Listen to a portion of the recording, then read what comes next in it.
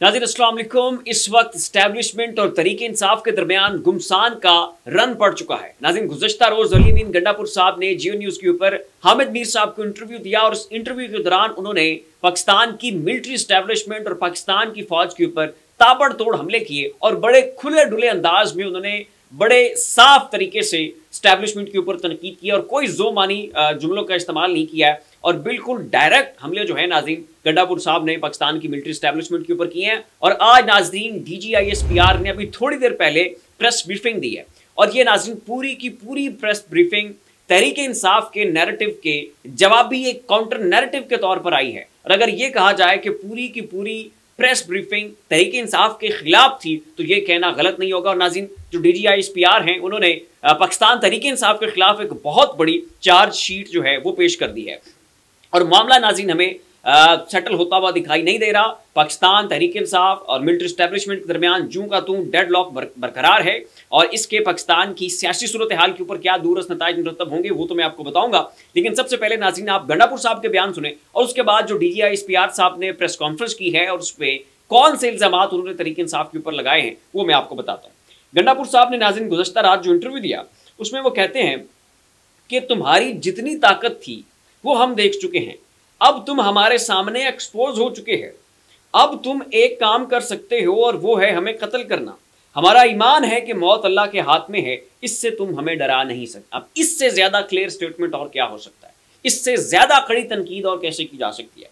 उसके बाद वो कहते हैं कि अगर अदालतों ने इंसाफ नहीं दिया तो हमें अपना मैंडेट वापस लेना आता है। अब ये अदालतों को भी धमकी लगा दी और उसके बाद वो कहते हैं कि मैं बहैसियत वज़ीर आला पूरे पाकिस्तान को पैगाम दे रहा हूं, कारकुरान एक ही डंडे पर दो झंडे लगाएं, एक PTI का दूसरा पाकिस्तान का। अगर किसी पुलिस वाले ने झंडा छीना उसकी वीडियो बनाकर भेजो, उस पर गद्दारी का मुकदमा मैं खुद दर्ज करवाऊंगा। उसके बाद कहते हैं कि गद्दारी के सर्टिफिकेट मत बांटो। अब ये फिर एक बहुत सख्त किस्म का स्टेटमेंट है। गद्दारी के स्टेटमेंट मत बांटो, तुमने कौन सी जंगें लड़ी हैं? जो जंगें लड़ी हैं वो तो अपने लोगों से लड़ी हैं। उसके बाद लिखते हैं कि गवर्नर राज लगाने का शौक भी पूरा कर लें, देखते हैं कैसे लगाते हैं। गवर्नर राज अवाम फिर इनको इतने आराम से नहीं बैठने देगी, ये कोई मजाक नहीं है। हमारा इतना बड़ा मैंडेट है और आप गवर्नर राज लगा दें। ये नाज़रीन कहना था गंडापुर साहब का। ये वो स्टेटमेंट्स थे जो कि बहुत खतरनाक थे, बड़े फायरी किस्म के स्टेटमेंट्स थे जो उन्होंने दिए। अब इसके ऊपर नाज़रीन जो DGISPR हैं उन्होंने प्रेस ब्रीफिंग दी है और पूरी जो प्रेस ब्रीफिंग थी वो 9 मई के ऊपर मुनहसिर थी। उस हवाले से उन्होंने गंडापुर साहब से ज्यादा सख्त किस्म के जो है वो रिमार्क्स दिए हैं, स्टेटमेंट्स दिए हैं। सुने नाज़रीन, एयरवाई न्यूज़ के मुताबिक director general ISPR major general Ahmed Sharif ने रावलपिंडी में न्यूज़ कॉन्फ्रेंस करते हुए कहा कि 9 मई सिर्फ अफवाज पाकिस्तान नहीं बल्कि पूरे पाकिस्तान के अवाम का मुकदमा है। कि 9 मई जो है ये सिर्फ फौज के खिलाफ नहीं हुआ बल्कि ये पूरे पाकिस्तान के खिलाफ हुआ है। उस दिन अवाम और फौज में नफरत पैदा करने की कोशिश की गई। DGISPR ने कहा कि 9 मई करने और कराने वालों के मुकाफात अमल को पीछे क्यों धकेल रहे हैं? हम किसी खुदा न खास्ता और 9 मई की तलाश में हैं। पाकिस्तान के निज़ाम इंसाफ पर यकीन कायम रखना है तो 9 मई करने और कराने वालों को आइन और कानून के मुताबिक सजा देना पड़ेगी।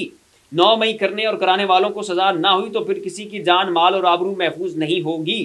तो यहाँ पे वो अपनी कमिटमेंट दिखा रहे हैं कि जिन्होंने 9 मई किया उनको सजा मिलकर रहेगी, कोई माफी तलाफी नहीं होगी।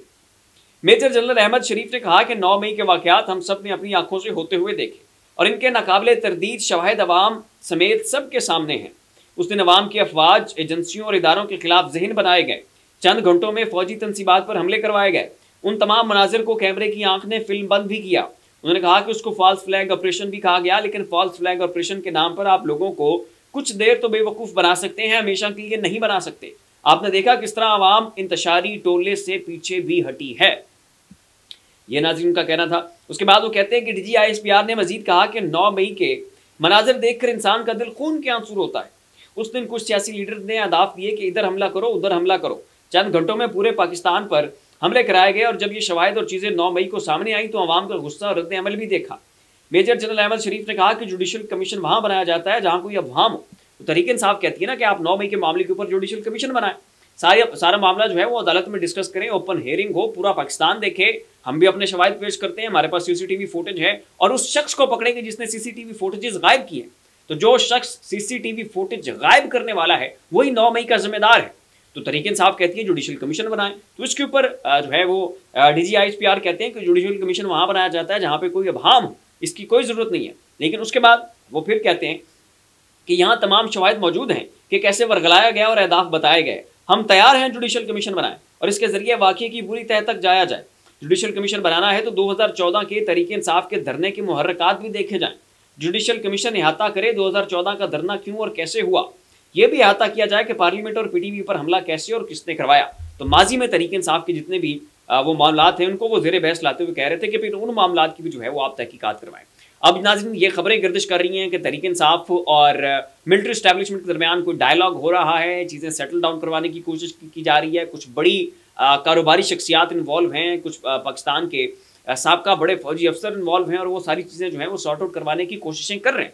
लेकिन जो नाज़रीन आज स्टेटमेंट का एक्सचेंज DGISPR ने किया है और जो गुज़श्ता रात अली अमीन गंडापुर साहब ने स्टेटमेंट्स दिए हैं और जिस तरह से एक दूसरे के ऊपर ताबड़तोड़ हमले किए जा रहे हैं, डायरेक्ट हमले हो रहे हैं, ज़ो-मानी जो अल्फाज है उनका इस्तेमाल नहीं किया जा रहा और डायरेक्ट फ्रेजेस यूज़ करके नाम लेकर जैसे तनकीद की जा रही है, ये नाज़रीन इससे देखकर यही लगता है कि मामलात जो है वो हमें सही होते दिखाई नहीं दे रहे और पाकिस्तान में आइंदा भी हमें ऐसे ही क्योस और टेंशन और लड़ाई देखने को मिलेगी और कभी तहरीक इंसाफ की जानिब से इस्टेब्लिशमेंट के ऊपर हमला किया जाएगा और कभी इस्टेब्लिशमेंट जो है उस नैरेटिव का एक काउंटर नैरेटिव लेकर आएगी और ऐसे ही फिलहाल नाज़रीन ये सिलसिला में चलता हुआ दिखाई दे रहा है। तो जो खबरें नाज़रीन को थोड़ी बहुत चल भी रही थी मुज़ाकरात की और ये हंडिया जो है नाज़रीन ये थोड़ी बहुत हिलाई जुलाई जा रही थी कि जी ठीक है मुज़ाकरात चल रहे हैं और हल्की आंच पे जनाब इनको तैयार किया जा रहा है, तो वो तमाम तर खबरें नाज़रीन अब दम तोड़ चुकी हैं और मामला में महाज अराई की तरफ जाता हुआ दिखाई दे रहा है। फिलहाल इतना ही, ऐसी मज़ीद लम्हा बलम्हा अपडेट्स के लिए हमारा चैनल ज़ाविया सब्सक्राइब कर लें।